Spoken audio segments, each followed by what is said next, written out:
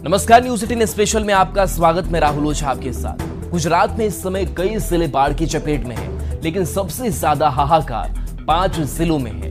गुजरात में कई नदियां खतरे के निशान से ऊपर बह रही हैं। बाढ़ और बारिश की वजह से अब तक 47 लोगों की जान जा चुकी है। इस समय गुजरात में सेना, एनडीआरएफ, एसडीआरएफ के जवान लगातार रेस्क्यू ऑपरेशन में जुटे हैं। गुजरात के इन 6 जिलों से आई तस्वीरों को देखिए, कैसे चारों तरफ जल प्रलय से लोग जूझ रहे हैं। ये तस्वीरें हैं कच्छ की और इसके साथ साथ खेड़ा, भरूच, जामनगर, पोरबंदर और अहमदाबाद की तस्वीर।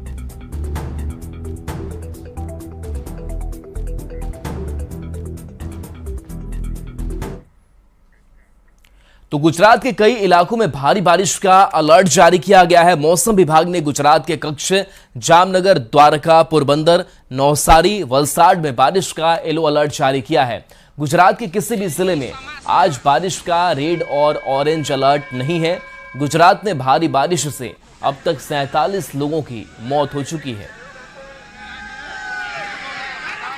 तो ये तस्वीर आपको दिखा रहे हैं किस तरीके से लोगों में दहशत नजर आ रहा है। जहां आपकी नजर जाएगी वहां पानी का सैलाब ही दिखाई देता है। ये तस्वीर देखिए कैसे लोग आना जाना कर रहे हैं और उनको रेस्क्यू भी किया जा रहा है, कहीं जेसीबी के जरिए तो कहीं लोगों को सुरक्षित स्थानों पर पहुंचाया जा रहा है। तो गुजरात में बारिश का येलो अलर्ट जारी किया गया है और ये तस्वीर देखिए, वाहन जो है वो डूबे हुए नजर आ रहे हैं, बस डूबी हुई नजर आ रही है। इसके साथ साथ देखिए लगातार रेस्क्यू की जो टीम है वो भी इन इलाकों में घूम रही है, लोगों को यहां से सुरक्षित निकाल रही है।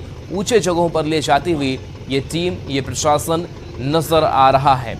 तो ये तस्वीर है रेस्क्यू ऑपरेशन की, जहां पर बोट भी इन जगहों पर देखी जा रही है, जिसके जरिए लोगों को निकालने की कोशिश लगातार की जा रही है। और ये तस्वीर देखिए किस तरीके से जो बुजुर्ग खास करके हैं, जो बीमार हैं, उनके लिए परेशानी का सबब ये सैलाब बना हुआ है। और ये तस्वीर देखिए जहां पर लोगों को रेस्क्यू करके ये टीम निकाल रही है। और ये तस्वीर देखिए पूरी की पूरी गाड़ी जो है वो आपको डूबी हुई नजर आ रही है। ये तस्वीर है जहां पर जल प्रलय है। गुजरात के गिर सोमनाथ में माधवा रावजी मंदिर अभी भी पानी में डूबा हुआ है। भारी बारिश की वजह से मंदिर कई दिनों से पानी में डूबा हुआ है और मंदिर के अंदर कई फीट तक पानी भरा हुआ है।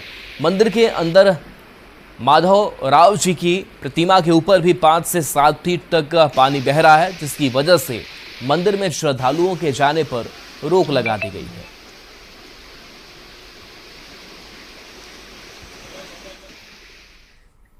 तो गुजरात में कुदरत का कोहराम जारी है। भारी बारिश के चलते पिछले 5 दिन से लोग त्राहिमाम कर रहे हैं। शहर शहर सैलाब से मची तबाही की भयावह मंजर है। मौसम विभाग ने अगले 48 घंटे में भारी बारिश का हाई अलर्ट जारी किया है।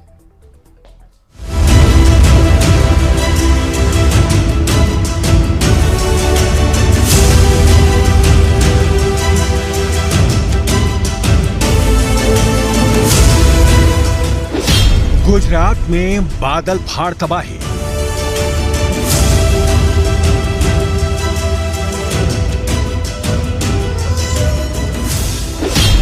ग्यारह जिलों में सैलाब का रेड अलर्ट।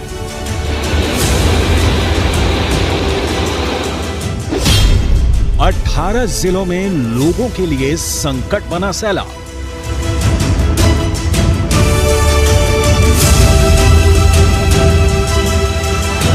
गुजरात का हर जिला इन दिनों भीषण बारिश और सैलाब की चपेट में है। कच्छ, राजकोट, वडोदरा, द्वारका में बारिश और बाढ़ ने सबसे ज्यादा तबाही मचाई है।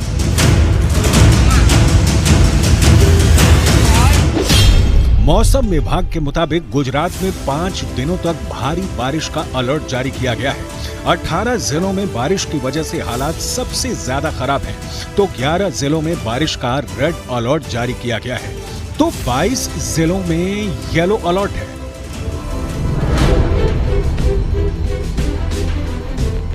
हालात ये हैं कि गुजरात के किसी भी जिले में जहां भी नजर जा रही है वहां सिर्फ और सिर्फ पानी और सैलाब ही नजर आ रहा है। अहमदाबाद, वडोदरा, कच्छ और द्वारका में कई सड़कें जलमग्न हो चुकी हैं। इतना ही नहीं, कच्छ पर तो चक्रवाती तूफान का खतरा भी मंडरा रहा है।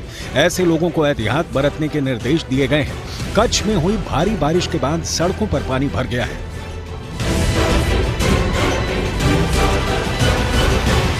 सिर्फ कच्छ ही नहीं, जामनगर में भी हालात जस के तस बने हुए हैं।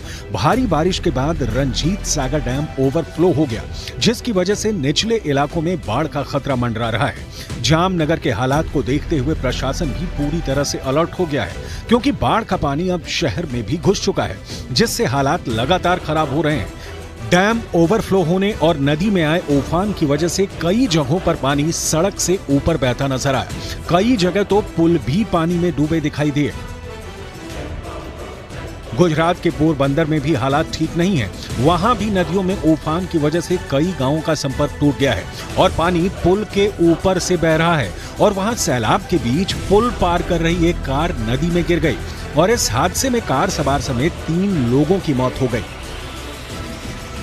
अब आपको गिर सोमनाथ की तस्वीर दिखाते हैं। भारी बारिश के बाद वहां शिंगोड़ा नदी उफान पर है। शिंगोड़ा डैम का गेट खुलने के बाद नदी खतरे के निशान को पार कर गई है, जिसके बाद नदी के किनारे बसे कई गांव बाढ़ की चपेट में आ गए। नदी के रौद्र रूप को देखकर वहां के लोग डरे सहमे हुए हैं।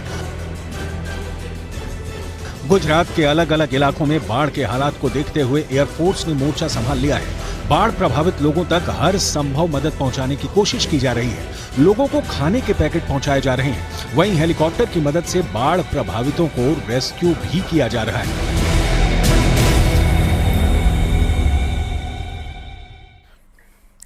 भागलपुर के नवगछिया के निचले इलाकों में बाढ़ से आम जनजीवन अस्त व्यस्त हो गया है। कई इलाकों में अभी भी बाढ़ का पानी भरा हुआ है। इंसानों और जानवर के साथ फसल को भी बाढ़ ने तबाह किया है। गंगा से मची तबाही ने लोगों की रोजी रोटी पर भी असर डाला है।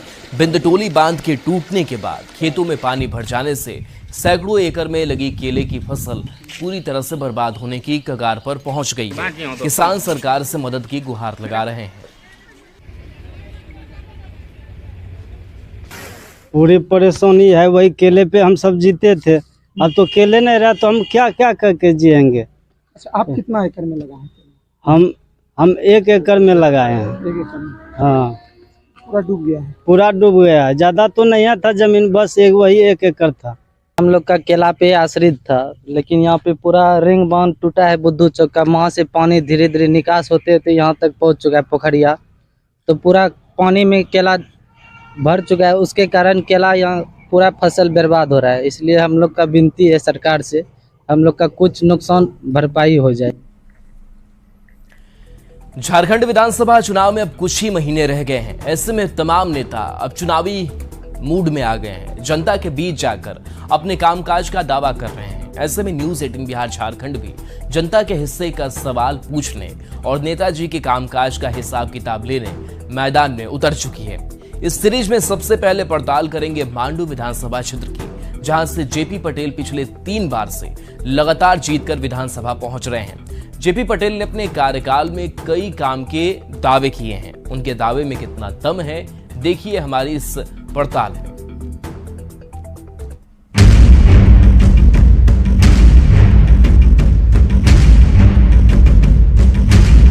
24 में भी जनता यहाँ पर अपना आशीर्वाद देगी। पढ़ाई के क्षेत्र में विकास नहीं हो पा रहा है। सबसे बड़ी समस्या है बिजली की।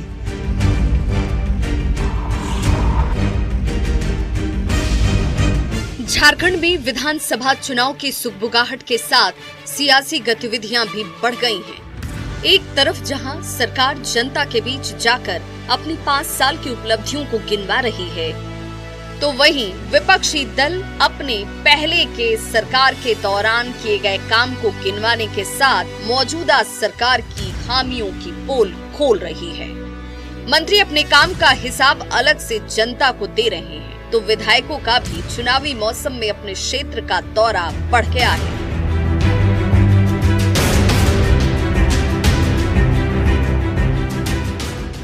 हर कोई अपने अपने हिस्से का जवाब दे रहा है। ऐसे में एमएलए के काम का हिसाब किताब लेने की बारी थी रामगढ़ जिले की मांडू विधानसभा से विधायक जयप्रकाश भाई पटेल की। जहां से पिछले 3 टर्म से वो विधायक हैं। व्यक्ति के साथ जुड़ते हैं। खराब है, रोड बनना चाहिए और क्या। अभी जैसे हम लोग एथलीट और रनर के लिए बेसिक नीड है अच्छा ग्राउंड होना। इतना पढ़ाई के क्षेत्र में विकास नहीं हो पा रहा है। तो तमाम विकास का काम में पैनी नजर रखते हैं। मंत्री और विधायक के दावे अपनी जगह हैं, लेकिन हम जनता के हिस्से का सवाल पूछेंगे और जानेंगे कि पिछले 5 साल में विधायक जी ने अपने क्षेत्र में कितना काम किया, विधायक निधि से मिलने वाले फंड का कितना इस्तेमाल किया, उनके क्षेत्र में विकास की गाड़ी कहां तक पहुंची। हम आपको बताएंगे कि मांडू विधानसभा में विकास के जो दावे विधायक जी कर रहे हैं उसमें कितनी सच्चाई है। जो वादे जेपी पटेल ने पिछली विधानसभा चुनाव में किए थे उनमें से कितने पूरे हुए और कितने अभी बाकी हैं। जेपी पटेल जनता की उम्मीदों पर कितना खरा उतरे ये भी जानेंगे, लेकिन उससे पहले जेपी पटेल के सियासी इतिहास के बारे में थोड़ा जान लेते हैं। 3 बार से जेपी पटेल लगातार विधायक हैं। 2011 में पहली बार जेएमएम के टिकट पर विधायक चुने गए। जेपी पटेल ने बाद में बीजेपी को हालांकि ज्वाइन कर लिया। 2024 लोकसभा चुनाव से पहले कांग्रेस में शामिल हुए। हजारीबाग से कांग्रेस ने लोकसभा का इन्हें उम्मीदवार बनाया। लोकसभा चुनाव में जेपी पटेल को हार का सामना करना पड़ा। जेपी पटेल के पिता टेकलाल महतो जेएमएम के कद्दावर नेता थे। टेकलाल महतो 5 बार विधायक रहे। 2004 से 2009 तक लोकसभा सांसद भी रहे। जब हमने 3 बार से विधायक जेपी पटेल से पूछा कि आपने मांडू क्षेत्र में कितना विकास किया है और यहाँ लोगों के लिए क्या क्या आपकी तरफ से काम किया गया, तो उन्होंने क्या कुछ कहा, आप खुद सुन लीजिए। देखिए, सबसे पहले संजोग ऐसा रहा कि हम लोग चुनाव जब जीते और नवंबर दिसंबर में हम लोग 19 के दिसंबर में हम लोग एमएलए बने और फिर नया सरकार बनी, नई सरकार बनी और फिर मार्च के बाद आप देखे होंगे पूरे देश में जो विश्व में जो एक बीमारी आया कोरोना, कोविड, वो 2 साल 3 साल तो पूरे क्षेत्र को प्रभावित किया, काम धाम को। फिर भी जो शेष कार्यकाल रहे, पहले कोरोना काल में भी काम हुए लेकिन कमोबेश जो स्पीड होना चाहिए वो नहीं हो पाया, लेकिन जितने तरह का कार्य होना था, चाहे सड़क हो, पानी हो, बिजली हो। विधायक अपने क्षेत्र की जनता का प्रतिनिधित्व करते हैं। ऐसे में हमने ये भी जानने की कोशिश की कि अपने क्षेत्र के विकास के लिए उन्होंने विधानसभा में कितने सवाल उठाए, तो इस पर भी उन्होंने खुलकर जवाब दिया। देखिए, आपको बता दें कई तरह के प्रश्न काल होते हैं। 0 आवर भी डाला जाता है, तारांकित है, अल्पसूचित है, ध्यानाकर्षण है, गैर सरकारी संकल्प है। ये अगर हम देखें अल्पसूचित, तारांकित और 0 आवर में निरंतर हम लोग का सवाल हम लोग डालते रहे हैं। अब रही बात गैर सरकारी संकल्प जो है उसमें जो महत्वपूर्ण जो होते हैं सवाल उसको भी हम लोग ने रखा किया। ध्यानाकर्षण जो स्पीकर के अनुमोदन उपरांत ही सदन में आता है, तो बहुत सारा सवाल हम लोग हर क्षेत्र का रखे हैं, चाहे वह नियोजन नीति की बात हो, चाहे रोजगार देने की बात हो, चाहे गैर मजरूबा जमीन की रसीद कटने की बात हो, चाहे विस्थापन आयोग का गठन करने की बात हो। चूंकि यह इलाका आपने देखा होगा, आप जान भी रहे होंगे कि कई यहाँ पर भारत सरकार के कई कंपनियां यहाँ कार्यरत है, चाहे वह डीबीसी हो, चाहे सीसीएल हो, अब प्राइवेट सेक्टर में ले लेते टाटा कंपनी और सैकड़ों इधर आसपास इलाके। जब हमने जेपी पटेल से पूछा कि क्या आपको किसी काम को ना कर पाने का मलाल है, तो उन्होंने काम तो कई गिनवा दिए, लेकिन उसके साथ ही उन्होंने प्रदेश के अधिकारियों पर गंभीर आरोप लगा दिए। बहुत सारी जो मैंने क्या कहा कि जो सरकारी जो ऑफिसर्स है, जो चाहे यहाँ पर आईएएस हो, चाहे विभाग के सचिव हो, चाहे मंत्री हो, अगर मन में अगर काम करने का जज्बा नहीं हो तो नहीं होगा। मतलब इस देश में 3 ही पद है जो तुरंत बोलेगा और करवा सकता है, पीएम, सीएम, डीएम। नहीं, आपका ये कहना है कि विधायक का हम लोग बात रख सकते हैं, सीधे हम लोग कार्रवाई नहीं कर सकते ना। हम लोग लिख दिया भाई हमारा 20 किलोमीटर रोड है, अब विभाग का सचिव बोलेगा टेंडर नहीं हो रहा है, बोला अभी चीफ इंजीनियर नहीं है, अभी ये नहीं, डायरेक्ट अपने हाथ कुछ नहीं है ना। हम तो अपील है, हमको लिख के देना है। कई ऐसे सड़कें, एक उदाहरण बोल रहा हूँ, कई ऐसे सड़कें हैं जो हमारा टेंडर नहीं हो पा रहा था, मैंने चीफ इंजीनियर को बोल क्या कहे, अभी तो ईडी वाला बुला लिया है, कभी वो बुला लिया, तो इंजीनियर इन चीफ नहीं है। एक चीफ इंजीनियर, एक इंजीनियर इन चीफ कई विभाग के हैं, पथ निर्माण के वही हैं, ग्रामीण विकास से आयोग वही है, काम प्रभावित हो रहा है। अधिकारी का कमी है या फिर अधिकारी मन लगा के काम नहीं कर रहे हैं। अपने 3 टर्म के कार्यकाल में इतना काम करने का दावा करने वाले जेपी पटेल से हमने पूछा, इस बार चुनाव में जीत को लेकर आप कितने आश्वस्त हैं? तो उन्होंने खुद के साथ अपने पिता दिवंगत टेकलाल महतो तक को याद कर क्षेत्र की जनता से पारिवारिक रिश्ता बता दिया। देखिए, ये तो जनता का मन है, दिल से जिसको चाहेंगे उसी को मत देंगे ना, जबरन तो आप ले नहीं पाइएगा। लेकिन अभी तक 3 बार से मुझे जनता अपना आशीर्वाद दे रही है। और अगर हम 85 से बात करें तो अभी तक अगर 2005 का चुनाव छोड़ दें तो निरंतर 5 बार मेरे पिताजी, 3 बार मैं, 1 बार जदयू यहाँ पर खीरू महतो जी बने। उस समय वो तब बने जब मैं नहीं लड़ा था, मेरे पिताजी नहीं लड़े थे। नहीं तो निरंतर हम लोग को जनता यहाँ का आशीर्वाद देते रही है और अभी आशीर्वाद देगी। तो निश्चित रूप से मुझे लगता है सबसे पहले अभी जो नए जो यूथ का जो ट्रेंड चला है, मुझे लगता है कि अपनी राजनीतिक करने की कार्यशैली में सुधार करना होगा। पुराने ढांचा में और पुराने संरचना की राजनीतिक में नहीं चल पाएंगे, क्योंकि नए यूथ के जो लड़के हैं वो बहुत कुछ चाहते हैं, दूसरे टाइप का हो। तो हम कोशिश करेंगे कि 24 का चुनाव जीतने के बाद युवाओं के साथ काम करें।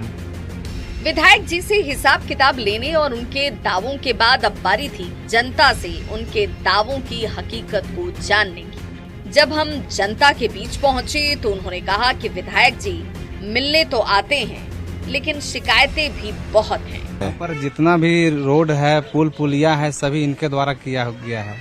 इससे पहले इनके पिताजी किए थे और लगातार 3 बार हम लोग यहाँ उनको आशीर्वाद के साथ मत देते आए हैं। वो हर व्यक्ति के साथ जुड़ते हैं, हर एक दुख सुख में समस्या से जुड़ते हैं। विधायक जी यहाँ आते हैं, मिलते हैं आप लोग जो से काम कर रहे हैं? बिल्कुल सही बात है, बराबर आते हैं, मिलते हैं, जुलने के काम किए हैं। और ये हमारे कर्मा क्षेत्र में ये 4 पंचायत है, चारों पंचायत में लगभग बहुत अच्छा तरह से काम हुआ है और अभी भी कुछ जो बाकी हैं वो सब काम होने का, क्लियर करने का मतलब कुछ ही दिन में हो भी जाएगा। विधायक जी क्या क्या काम किए हैं अभी तक यहाँ? अभी जो भी काम हो रहा है यहाँ पर वो अभी उन्हीं का नेतृत्व यहाँ चलता है, वही बराबर विधायक रहे हैं। उनके पिताजी भी यहाँ 5 बार विधायक रहे हैं। नहीं, जेपी पटेल जो अभी विधायक हैं वो क्षेत्र में आते ही, उनके समय से ही अभी लगातार चलते आ रहे हैं और क्षेत्र में इनका आवागमन रहता है और सारा जितना भी विकास का काम है वो तमाम विकास का काम में पैनी नजर रखते हैं। यहाँ के लोगों की सबसे बड़ी समस्या सड़क और बिजली की है। स्थानीय लोगों ने बताया कि यहाँ न तो अच्छी सड़क है और न ही बिजली। हाँ, यही रोड का समस्या है और क्या है। रोड जो देख रहे हैं कैसा रोड है, सो कर्मा पंचायत का रोड देख रहे हैं आप, रांची रोड और रतवे से यहाँ तक के देख रहे हैं आप, 7 किलोमीटर कैसा रोड है, सो उसी का समस्या है और क्या है। क्या क्या समस्या है बोलिएगा तब। खराब है, रोड बनना चाहिए और क्या होना। पानी बिजली, अब पानी बिजली चल ही रहा, खाली पानी की समस्या है, थोड़ा पानी नहीं चलता, सप्लाई वाला पानी जो है नहीं है। सड़क तो बता ही रहे ना, रोड का बारे में बता रहे हैं और क्या बताएं। मांडू क्षेत्र में सबसे बड़ी समस्या बिजली को लेकर है। लोगों ने तो यहाँ तक बताया कि बिजली सिर्फ 6 से 7 घंटे ही आती है। और लाइट का तो ऐसा प्रॉब्लम मैंने देखा ही नहीं। एक डेवलपमेंट इंडिया का बात होता है, बट बगल में हमारा इलेक्ट्रिसिटी बोर्ड है, बट हमारे घर में 16 घंटा 18 घंटे इस एरिया में लाइट ही कटी रहती है। प्रदेश में जिस धूमधाम से नल जल योजना की शुरुआत की गई थी, जब हमने उसकी हकीकत को जानने की कोशिश की तो सरकार के दावों की पोल ही खुल गई। जो पानी भी गवर्नमेंट से दिया गया वो भी पानी छीन लिया गया कि गरीब बस्ती में हाहाकार मची हुई है, लेकिन कोई सुनने वाला नहीं। जेपी पटेल पिछले 3 बार से विधायक हैं। इन 15 सालों में उन्होंने कितना काम किया ये खुद जेपी पटेल ने भी बताया। उनके दावों की हकीकत जनता ने भी बता दी। हम बोल रहे हैं पानी का समस्या 6 महीना तक दिया पानी, और उसके बाद जो पानी किया है अभी तक पानी लौट के नहीं आया हम लोगों के नल में। उनके दावों में कितना दम है और जेपी पटेल के काम से जनता कितनी खुश है, ये तो आने वाला वक्त बताएगा। जेपी पटेल 3 बार से विधायक रह चुके हैं और 3 टर्म में 3 पार्टी भी ज्वाइन कर चुके हैं, जिसे लेकर पब्लिक में भी कई तरह के सवाल हैं, जिनका जवाब चुनाव के बाद मिलेगा। फिलहाल एमएलए के हिसाब किताब में आज बस इतना ही। अगली बार किसी और विधानसभा क्षेत्र में किसी और विधायक जी के काम का लेंगे हिसाब एमएलए के हिसाब किताब कार्यक्रम में। मांडू विधानसभा से निरंजन सिंह के साथ ब्यूरो रिपोर्ट, न्यूज़ 18।